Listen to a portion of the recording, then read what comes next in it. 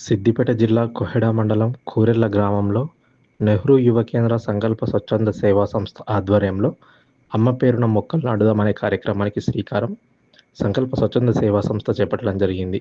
ఈ కార్యక్రమానికి ముఖ్య అతిథిగా సంకల్ప స్వచ్ఛంద సేవా సంస్థ వ్యవస్థాపక అధ్యక్షులు, యువజన అవార్డు గ్రహీత వలస సుభాష్ చంద్రబోస్ గారి చేతుల మీదుగా మొక్కలు నాటారు. ఈ సందర్భంగా వారు మాట్లాడుతూ, ప్రకృతిని ప్రేమిద్దాం, పర్యావరణ పరిరక్షణకు గ్రామీణ పట్టణ యువజన సంఘాలు మొక్కలు నాటాలని వారు పిలుపునిచ్చారు. అమ్మ పేరున మొక్కలు నాటుదాం, పర్యావరణాన్ని రక్షిద్దామని వారన్నారు. కాలుష్య రహిత సమాజ నిర్మాణం కోసం ప్రతి ఒక్కరు కృషి చేయాలని వారు పేర్కొన్నారు.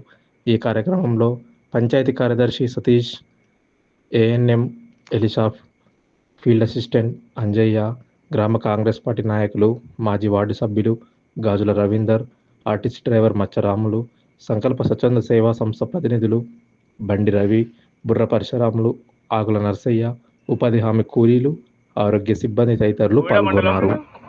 మన ఊరిల గ్రామంలో ప్రత్యేకంగా జిల్లా కలెక్టర్ హిమావతి గారి నాయకత్వంలో ప్రత్యేకంగా నెహ్రూ యువ కేంద్ర దేశవ్యాప్తంగా ముఖ్య ప్రధానమంత్రి నరేంద్ర మోడీ నాయకత్వంలో అమ్మకో చెట్టు అనే కార్యక్రమాన్ని ప్రత్యేకంగా మా సంకల్ప స్వచ్ఛంద సేవా సంస్థ ద్వారా విద్యార్థులకు, అదేవిధంగా ఉపాధి హామీ కార్మికులు ప్రత్యేకంగా ఈ కార్యక్రమంలో భాగస్వామ్యం చేసి మొక్కలను పెంచాలనే ఉద్దేశంతో నరేంద్ర మోడీ గారు ప్రత్యేకంగా అమ్మకో చెట్టు అనే కార్యక్రమాన్ని ఏర్పాటు జరిగింది.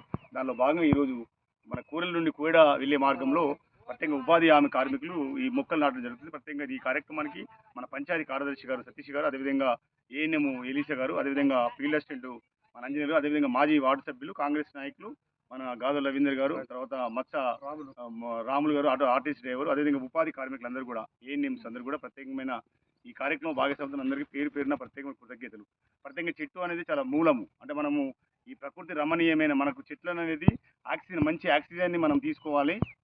ఆక్సిజన్ తోటి మంచి విడితే మన ఆరోగ్యాలు బాగుంటాయి. అదేవిధంగా ఎక్కువ కూడా మన గ్రామాలలో ఎక్కువ ప్లాస్టిక్ కూడా భూతం వచ్చేసింది. మన ఇంట్లో ప్రతి వస్తువు కొనాలంటే ప్లాస్టిక్ అని ప్లాస్టిక్ అని కూడా నిర్మూలించవలసిన బాధ్యత ఉంది.